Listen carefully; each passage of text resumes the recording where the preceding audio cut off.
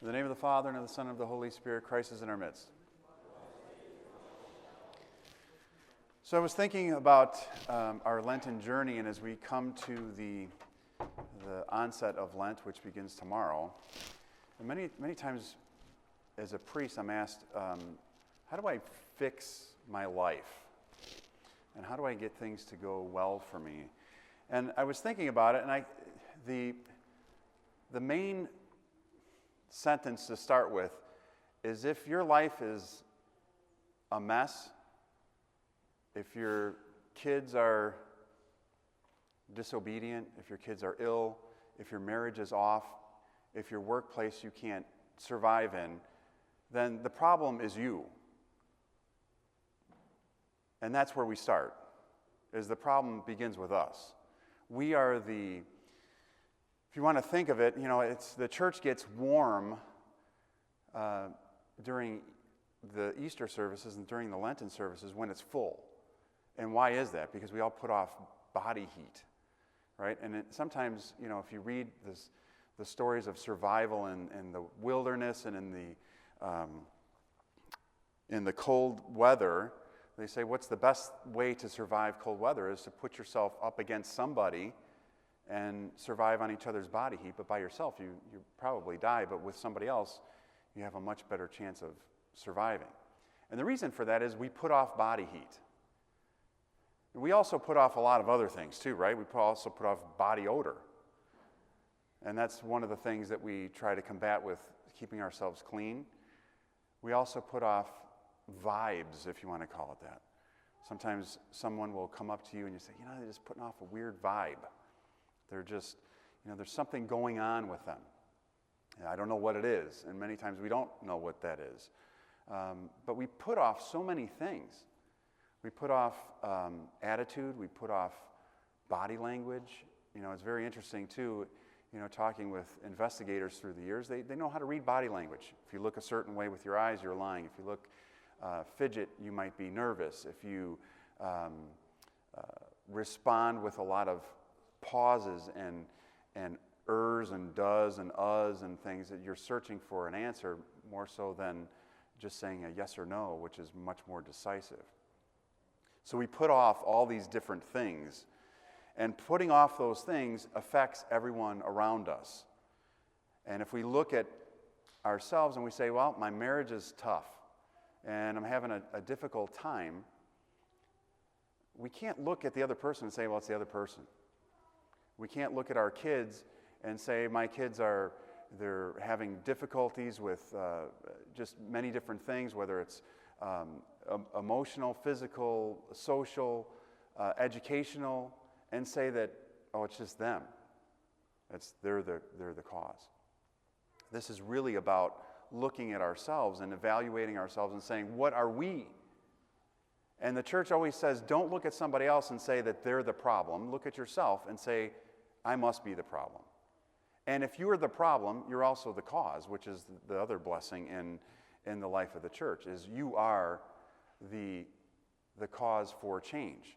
You are the cause for healing by asking God to transform you. So when we look at this Lenten period, it's not so much about having other people change for us, but really making ourselves change and knowing how to change, and really looking deep enough inside ourselves to say, you know what? I have to be a thread of the problem. And when you say the thread of the problem, that doesn't mean you're just one thing, but, threads hold on buttons. They hold things together, right? If you've ever been somewhere and you pop a button, how awkward is that? Especially on a cold day, especially if your zipper breaks or something and you have a coat and you're holding it together. It's difficult. It's embarrassing, too, if your pants zipper breaks or your pants button breaks or your blouse button breaks. What's it held on by? It's held on by a thread, one thread that's wrapped around. If it was held by multiple threads, you can break one and still be going. But it's one thread. And as you look at yourselves, you have to understand that we are the thread that holds together those around us. We are also sometimes the deleterion, the poison that comes to the relationships around us. And we might not realize it. And that's what this Lenten journey is for. For us to look at ourselves and to say, what am I doing wrong? Instead of just saying, what are others doing wrong?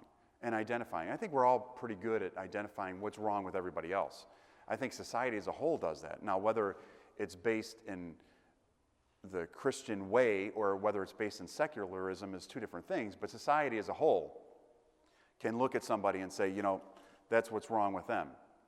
They do this, or I see this and I perceive that. But how often do we turn the mirror to ourselves and say, you know what?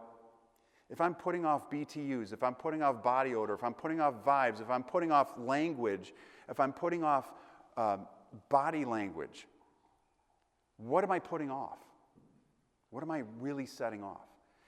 It's interesting. Sometimes people will say, and I apologize if you're one of these people in the congregation, but sometimes people will say, I have this particular pet. And it might be some kind of, pet that belongs outside. And it's more like a wild pet. And you go up to them and you're like, oh, that's cute. And then you get that whiff, right?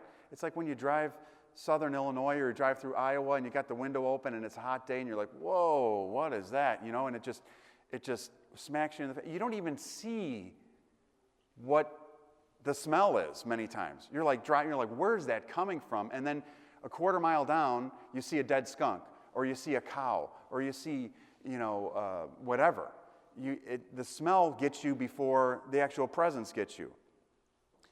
And as Elder Paisios reminds us, all you have to do is let a pig run through your house, and your house is going to smell like pig. Despite however clean it is, it gives off something. And as we look at ourselves, what are we giving off? What are we really showing others? What are we showing God? And do we know what's wrong with ourselves? If, like I've said over and over, if you think nothing's wrong with you, then you are the farthest away from God that you could possibly be. But if you look at yourself and say, you know what, I got a lot of things going on, and I'm the source of these problems, then you're just starting to begin. You're just starting to begin that journey. Now, I'm not saying that if your husband is beating you, that's necessarily you're the source of the problem. But are you a source of the solution? Yes, you are. You can change that. You can move beyond that.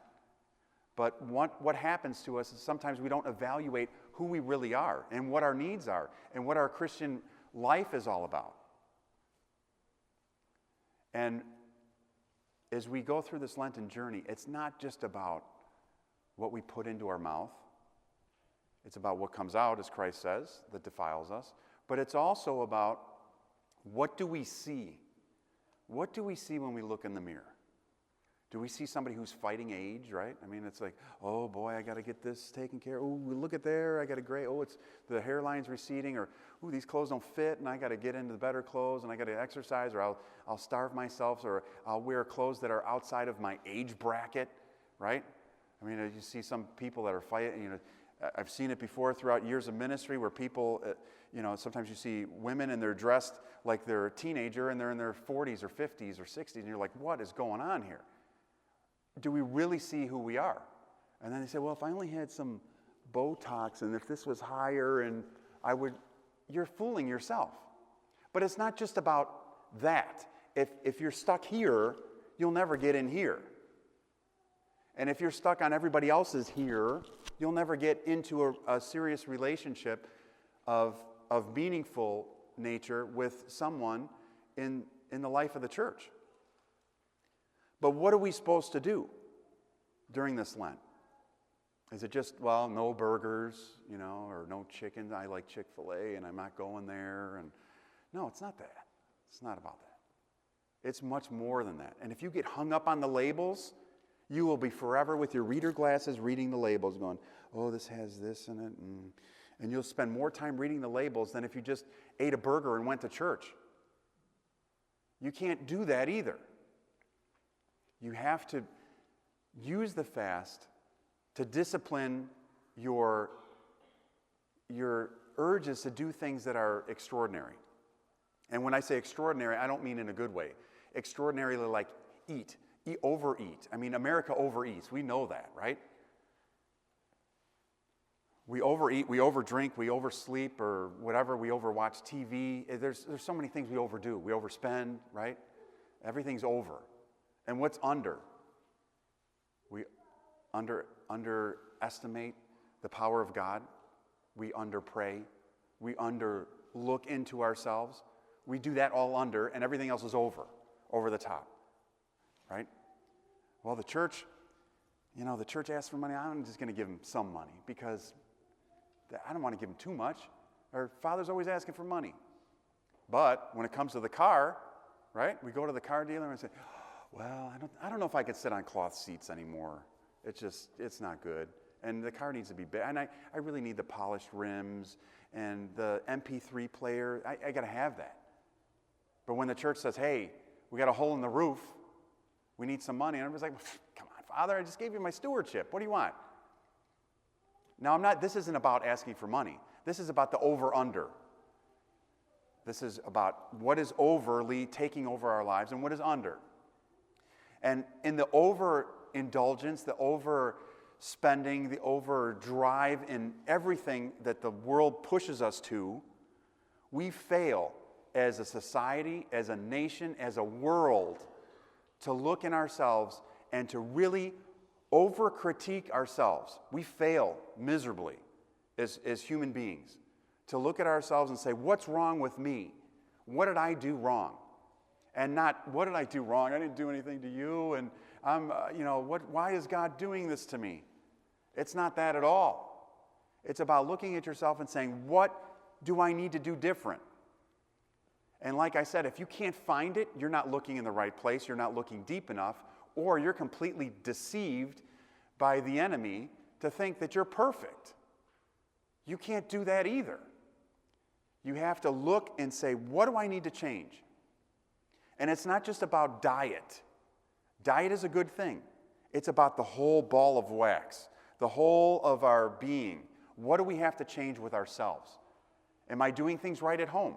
Am I treating my husband or my wife with respect? Am I treating my kids? Am I the example for my kids, or am I tormenting them? Am I showing them the example by saying this is what we say and this is how we behave? And then when my friends come by, I'm using potty mouth language and over drinking and doing all these things. And then when our kids go to college or high school, we say, don't drink, don't smoke, don't drive drunk, don't go with other people, don't be risky. And then we set the example that's ridiculous. And we expect them to do that. We can't do that.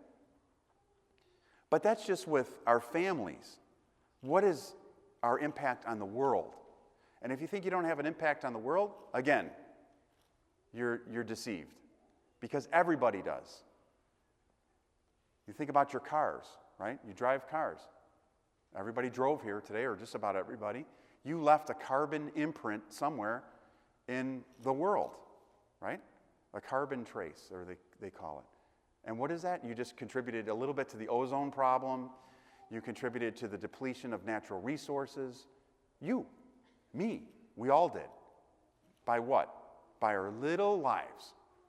We made a significant difference in what's wrong with the world.